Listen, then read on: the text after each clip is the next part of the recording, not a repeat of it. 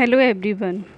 आज हम पढ़ेंगे रोमांटिज्म, जिसका टाइम पीरियड है 1798 से लेकर 1850 तक।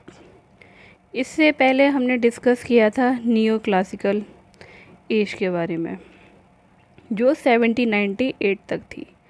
अगर आपने इससे पहले वाली वीडियो नहीं देखी है तो जाकर चैनल पर देख सकते हैं। चलिए रोमांटिज्म को स्टार्ट करते हैं। जो रोमांटिक एज का जो टाइम पीरियड था, उस टाइम इंग्लैंड में शासन था किंग जॉर्ज थर्ड का। किंग जॉन थर्ड उस टाइम इंग्लैंड का राजा था, यानी उस टाइम उसी का शासन था। चलिए सबसे पहले हम जानते हैं रोमांटिज्म का मतलब। Romanticism was an artistic, literary and intellectual movement। ये एक इंटेलेक्चुअल, लिटरेरी और आर्टिस्टिक मूवमेंट था that originated in यूरोप, जिसकी उत्पत्ति यूरोप में हुई। और इसका ये कब स्टार्ट हुआ था? 18th सेंचुरी के लास्ट में, जो चला था 19th सेंचुरी तक। इसने जो रोमांटिक मूवमेंट था, इसने इमोशंस को ज़्यादा इम्पोर्टेंस दी rather than rational thought. Rational thoughts की बजाय इसने इमोशंस को ज़्यादा वैल्यू दी। Varied dates are giving for the romantic period. Romantic period के लिए बहुत सारी डेट दी गई हैं, लेकिन publishing of William Wordsworth lyrical ballad in 1798, लेकिन इसकी स्टार्टिंग विलियम वर्ड्सवर्थ के लिरिकल बैलेड जो पब्लिश हुआ था 1798 में, उससे इसकी स्टार्टिंग मानी जाती है। Is taken at the beginning, उसी से इसकी शुरुआत मानी जाती है। And the crowning of queen Victoria in 1837 at the ending of romanticism. और जो क्वीन विक्टोरिया थी, उसकी क्राउनिंग 1837 में हुई थी, उसी से इसकी एंडिंग मानी जाती है। Romanticism arrived later in other parts, बाद में रोमांटिज्म अदर पार्ट्स में फैल गया of the English speaking world में, जैसे अमेरिका में। इसकी स्टार्टिंग यूरोप से मानी जाती है, लेकिन ये बाद में धीरे धीरे कर अदर स्टेट में भी फैल गया। Realism was seen as opposite to romanticism. जो रियलिज्म है, जो वास्तविकता है, वो रोमांटिज्म के अपोजिट है बिल्कुल। फ्लडेड बाय फ्रेंच रिवॉल्यूशन, ये फ्लडेड हुआ फ्रेंच रिवॉल्यूशन के द्वारा। राइटर्स, इसमें राइटर्स इंक्लूड थे John Keats, William Wordsworth, P B. Shelley, S T. Coleridge, Mary Shelley. William Wordsworth is also called the father of romantic age. Romantic age के father के रूप में विलियम वर्ड्सवर्थ को जाना जाता है। बहुत सारे events, many events happened during the romanticism. बहुत सारे इवेंट घटित हुए रोमांटिक एज के दौरान, जैसे फ्रेंच रिवॉल्यूशन, जिसका टाइम पीरियड है 1789 तक, जो 1789 से स्टार्ट होकर 1799 तक चला था। नेपोलियनिक वार भी इसी टाइम पीरियड के दौरान हुआ था। अब हम देखते हैं रोमांटिज्म की कैरेक्टरिस्टिक्स, इसकी विशेषता क्या क्या थी। Appreciation of the beauties of nature, मतलब इसमें नेचर को ज़्यादा वैल्यू दी गई, इसमें नेचर की सराहना की गई। Acceptance of emotions over reason, emotions को स्वीकारा गया रीजन्स से ऊपर। Celebration of artistic creativity, artistic creativity का सेलिब्रेशन किया गया, और इमेजिनेशन का। स्पिरिचुअल एंड सुपरनेचुरल एलिमेंट्स भी इसकी कैरेक्टरिस्टिक्स हैं। थीम्स ऑफ सॉलिट्यूड, सॉलिट्यूड मतलब एकांत। इसके टाइम के दौरान जितने भी राइटर्स ने अपना वर्क लिखा, उन्होंने एकांत को ज़्यादा value the. Use of personification figure of speech का इसमें मतलब जो चीज़ें थीं उनको मानवीकरण देने की ज़्यादा वैल्यू दी गई। विविड सेंसरी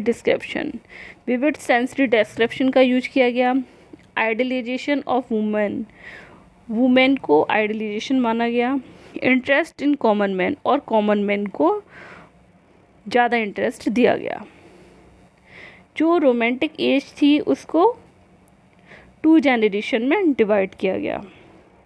फर्स्ट जनरेशन में आते हैं William Wordsworth, Coleridge, Walter Scott, Robert Southey, William Blake, Charles Lamb और हैरिट। विलियम वर्ड्सवर्थ, कॉलरिज और रॉबर्ट साउदे को लेक पोइट के नाम से भी जाना जाता है।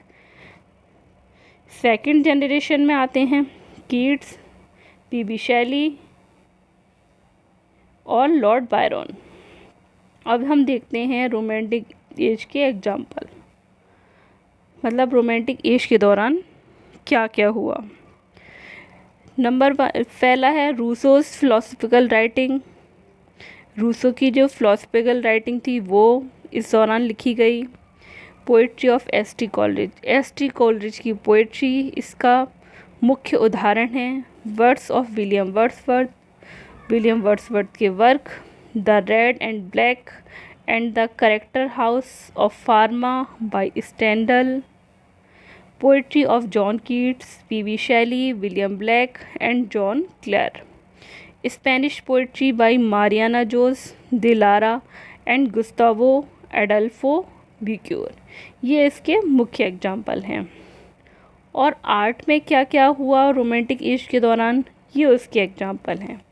फिलिप ऑटो रिंस की painting the morning, Henry Wallis की oil painting the death of Chatterton, Caspar David Friedrich की painting wander above the sea of rock, Thomas Gainsborough की painting blue boy, John Constable की painting the haven, Jacques Louis David's की painting Bonaparte crossing the Alps. और romantic age के दौरान जितने भी music में डेवलपमेंट हुए थे उसके एग्जाम्पल देखते हैं।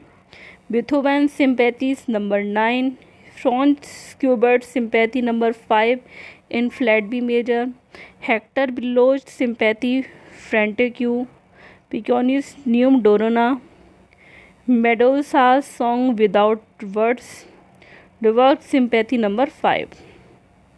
फादर ऑफ रोमांटिज्म के फादर माने जाते हैं जीन जैक्स रूसो, जिन्होंने अपना बहुत ही फेमस वर्ड ये बोला है रिटर्न टू नेचर, मतलब नेचर की तरफ लौटो। ये इनका बहुत ही फेमस एक तरीके से कह सकते हैं नारा है।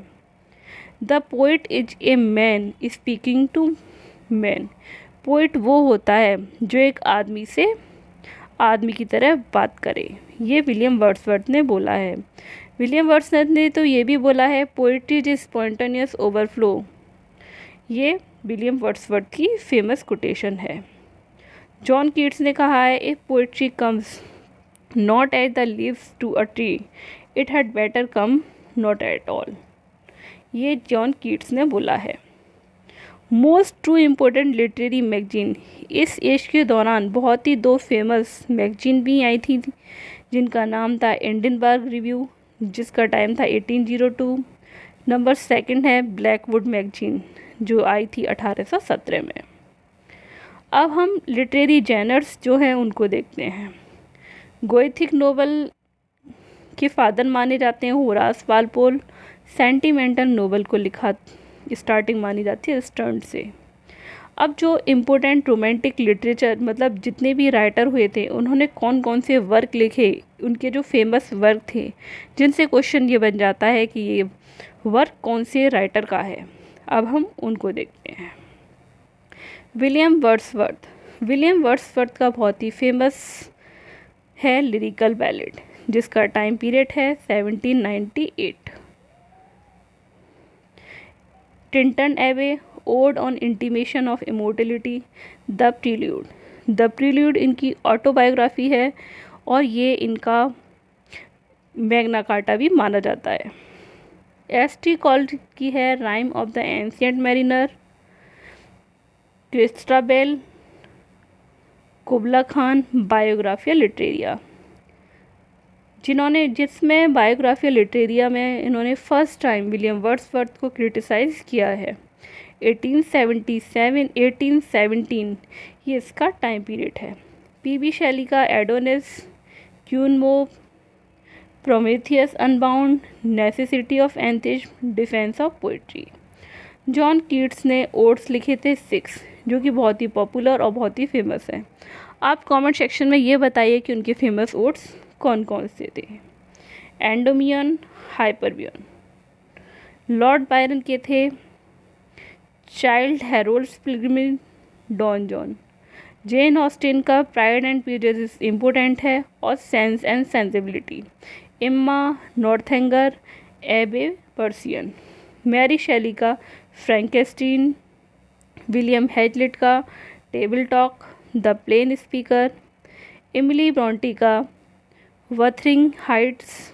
चार्लोट ब्रॉन्टी का जेन आयर और नाथियल हाउटन का स्कारलेट लेटर। ये इस एज के दौरान बहुत ही ज़्यादा फेमस वर्क थे। और भी वर्क थे, लेकिन ये उस टाइम के बहुत ही ज़्यादा फेमस वर्क थे। आई होप आपको रोमांटिक एज शॉर्ट में अच्छे से समझ में आ गई हो। अगर आपको वीडियो अच्छी लगी हो तो लाइक कीजिए, शेयर कीजिए एंड सब्सक्राइब कीजिए। Thanks for watching. ये आपके उत्तराखंड LT ग्रेड के लिए बहुत ही हेल्पफुल है और आपके जितने भी अदर्स एग्ज़ाम हैं, TGT, PGT, LT grade, GIC, DSSSB और BA के सिलेबस में भी हेल्पफुल है। Thanks for watching.